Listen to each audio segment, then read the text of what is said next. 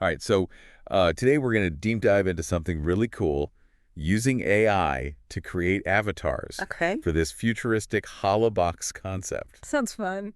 I know you've been digging deep into this research report that's packed with all these different AI tools for building these virtual humans. I have, yeah. And from your notes, it seems like finding tools that are both user-friendly Right.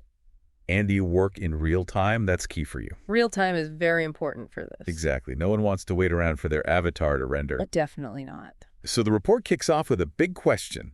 How can avatars or virtual humans be created in an accessible and real-time way using AI? It's the question of the hour. It is, and then it breaks down a bunch of different tools, Yeah. including Cat 4D, Huh? Runway Act 1, Right. Meshy.ai, and even Adobe Substance. Wow. A lot to cover. It is a lot to unpack, so let's start with Cat 4D. What caught your eye about that one? Well, what's interesting about Cat 4D is its ability to transform simple 2D images into what they call semi-3D visuals. Semi-3D. Yeah, so instead of just having a flat image, it adds a sense of depth and dimension. So it's not full-blown 3D, Right. but it's a step beyond just a flat photo. Exactly. I'm curious, what are the advantages of using this semi-3D approach for the Holobox? Well, the report highlights its ease of use and efficiency. Okay. It's great for quickly creating avatars with a sense of depth without getting bogged down in all the complexities of full 3D modeling. That makes sense, especially if we're aiming for real-time interaction. Yeah. But I imagine there are some trade-offs, right? Yeah. What does the report say about the limitations of Cat 4D? Yeah, you're right. There are always trade-offs. Yeah. The report points out that while Cat 4D's semi-3D models are impressive, they lack the detail and realism of full 3D models. Gotcha. It's also not the best tool for complex animations. Okay, so it sounds like a good option for quickly generating avatars with a touch of depth, Right. but maybe not the ideal choice if we're going for hyperrealism or really intricate movements. Yeah. Got it. Now, Adobe Substance is typically known for texture creation, Right. but it seems they're dipping their toes into AI-powered 3D modeling as well. They are. What's the deal with that? Well, Adobe Substance has released a tool that lets you generate 3D models directly from text prompts. Wow. You literally type in what you want to create, and the AI takes care of the rest. That sounds incredibly user-friendly. It is. What are the pros and cons of this approach, according to the report? The report emphasizes the speed and accessibility of Substance's AI-powered modeling. It's designed to be very intuitive, even for beginners. However, it also mentions that the generated models tend to be less detailed and refined compared to those created with more traditional 3D modeling software. So there's a trade-off between speed and ease of use Yes, versus having fine-grained control over all those little details. that's right. Makes sense. Okay, let's move on to Runway Act. This one seems especially relevant because it focuses on animations and expressions, Yes. which are crucial for bringing avatars to life. Absolutely. Runway Act 1 uses AI to generate expressive animations and even speech capabilities, Okay. which are essential for creating those believable and engaging virtual humans. That sounds amazing. Yeah. So instead of just having static avatars, we could have them speaking, Yes. moving, expressing emotions. Uh-huh. But I'm curious, what does the report say about the limitations of Act 1?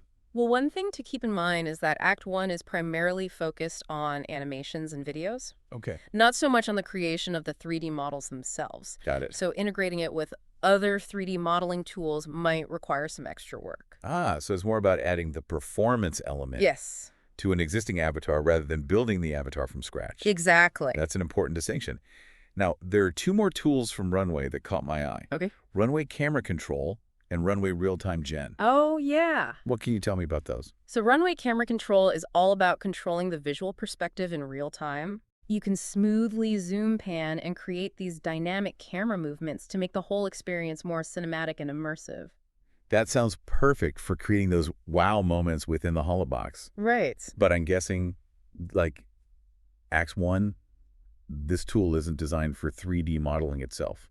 You're right. It's a visual control tool that would need to be integrated with other tools, especially if you're aiming for interactive applications where the user can control the camera. Got it. So it's like a powerful add-on Yes. for enhancing the visual experience. Exactly. Now, what about Runway Realtime-Gen? That name suggests that has something to do with real-time image generation. It does. which seems pretty crucial for the Holobox. Very crucial. Exactly. Runway Realtime-Gen is designed to generate images in real time based on text prompts, Okay. making it incredibly user-friendly. Wow. You could literally type in a description of what you want to see, and the AI would try to generate it almost instantaneously. That's incredible. But what about the level of control and detail? Can you get really specific with your prompts? Or is it more about generating a general idea? That's a good question. The report notes that while Realtime-Gen is amazing for generating images quickly, Yeah. it might not offer the same level of fine-grained control as traditional modeling software. Okay. And because it's still under development, there might be some challenges with consistency, especially in complex scenes. Okay. So it's a trade-off between speed and ease of use Right. versus precision and control. Yes, That's a recurring theme with these AI tools. definitely. Speaking of which, there's one more tool I want to discuss before we wrap up this part of our deep dive. Okay. Decohere.ai. It sounds similar to Realtime-Gen in terms of real-time image generation. Yeah. But what are the key differences? So Decohere.ai is very similar to Realtime-Gen in that it focuses on generating images in real time. Right. What's particularly interesting about Decohere is that it can be driven by either text or speech prompts, Oh, wow. making it incredibly versatile. So in theory, you could talk to the AI and watch it generate an image based on your words. Yes, exactly. That's some next level stuff. It is. But like Realtime-Gen, I imagine there's some limitations in terms of detail and control. That's right. The report points out that while these tools are phenomenal for generating images quickly, Yeah. they might not always offer the same level of fine-grained control over the details as traditional modeling software. Got it. So speed and ease of use come with some compromises in precision. It seems that way. That's helpful to keep in mind as we continue exploring these tools. Let's talk about Meshy.ai. This one sounds like it could be a real workhorse for both 3D modeling and animation. Okay. What caught your attention about this tool? So Meshy.ai is designed to convert a variety of visual inputs, including images and even videos, into full-fledged 3D models. Wow. And what's really impressive is that it supports animation using a highly efficient method called GIG, which stands for Generative Image-Based Geometry. So you could take a static image or video and turn it into a moving, breathing 3D model. That's right. That's amazing.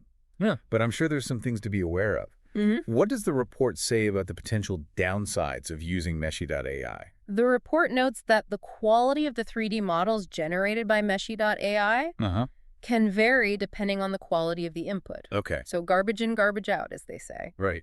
It also mentions that while Meshy.ai is capable of real-time functionality, there might be limitations depending on the complexity of the model and the animation. Okay. So it's a powerful tool with a lot of potential. Yeah. But there are some factors to consider. For sure. That's really helpful to know. Yeah. I think we've covered a lot of ground in this first part of our deep dive. We've explored some truly cutting-edge AI tools, each with its own strengths and weaknesses. Definitely a lot of tools out there. What's your overall impression of the current state of AI for avatar creation based on what we've discussed so far? Well, I think it's an incredibly exciting time to be exploring this field. The tools are advancing at an incredible pace, and the possibilities seem almost limitless. Yeah. But it's also a time for careful consideration. Right. We need to be mindful of the limitations of these tools and make informed decisions about which ones are best suited for our specific needs and goals. That's a great point. Wow. There's no one-size-fits-all solution, and it's all about finding the right tool for the job. And speaking of jobs, in the next part of our deep dive, we'll delve into the report's proposal for a Holobox prototype. Okay. And explore how these different tools might work together to create a truly immersive and engaging experience. Stay tuned, folks. This deep dive is just getting started. I'm excited. Me too. Welcome back.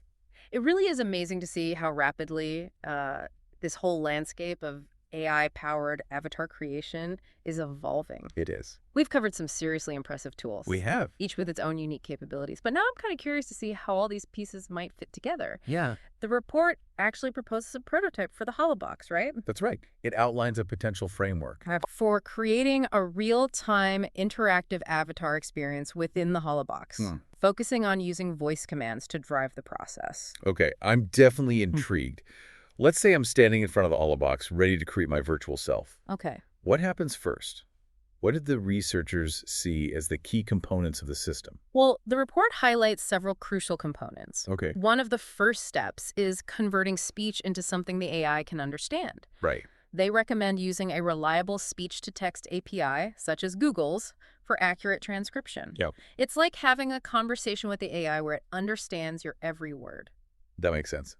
Accurate speech recognition seems like a fundamental building block for a system like this. Right. But just transcribing the words isn't enough, right? Right. We need to translate those words into actual visuals. Exactly. The report talks about using different tools for this, Yeah. depending on what you're trying to achieve. Okay. For quick 2D image generation, Runway Realtime-Gen is a great option. If you want to create a more detailed 3D model, then Meshy.ai would be the tool of choice. Okay. It's fascinating how these tools can take simple text prompts and turn them into visuals. It really is.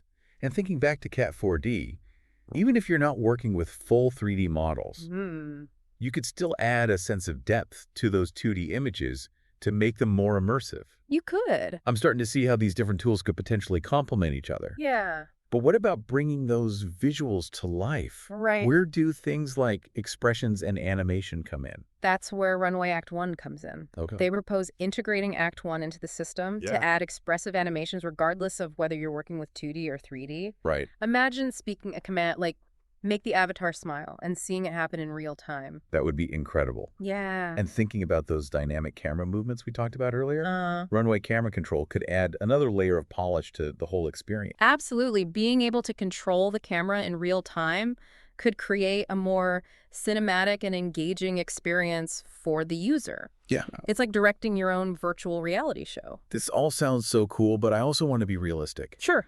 Building a system like this is a huge undertaking. It is. What kind of challenges do the researchers anticipate, and are there any solutions they propose?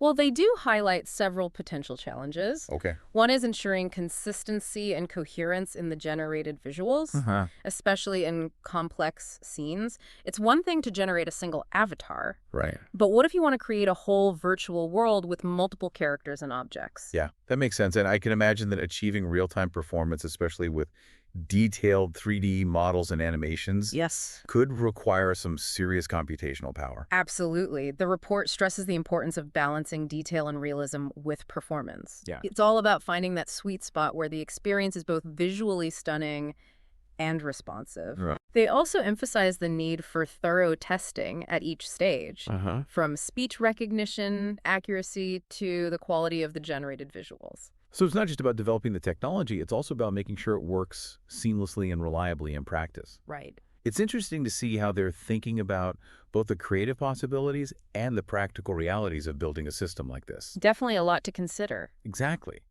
And while the report focuses on the technical aspects, it doesn't shy away from the bigger questions surrounding AI and its potential impact. It doesn't. That's a good point. As we continue to explore these tools and their capabilities, it's crucial that we keep those bigger questions in mind. I agree. It's not just about what we can do, but also about what we should do. Absolutely. This technology has the potential to transform the way we interact with the digital world and with each other. Right. And as we move forward, it's important to have thoughtful conversations about the ethical and societal implications of these advancements. This deep dive has been so insightful. We've explored some amazing AI tools. We have. And even gotten a glimpse into the potential future of the Holobox. But I feel like there's still so much more to unpack. Yeah. Especially when it comes to those bigger questions you mentioned. It really is a whole other layer to this conversation. Right. Beyond just the technical how-to. Yeah. As these AI tools become more powerful and accessible, it raises all sorts of questions about what it means to be human in the digital age. Yeah. Think about the potential impact of these AI-generated avatars on our sense of identity and authenticity.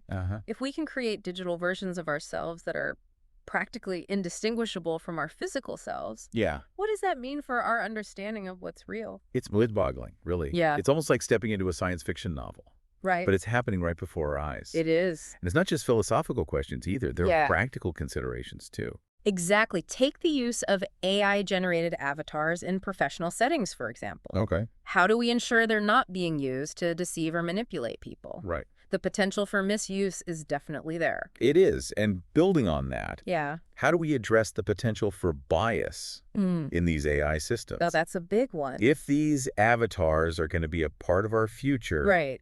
we need to make sure they represent the diversity of humanity. Yeah. and don't perpetuate existing inequalities. Absolutely. It's crucial that we involve diverse voices in the development and deployment of these technologies. Yeah. We need to be mindful of the ethical implications Yeah. and work towards creating a future where everyone can benefit from these advancements. This deep dive has been such an eye-opener. It has. We started by exploring these incredible AI tools for creating avatars. Right.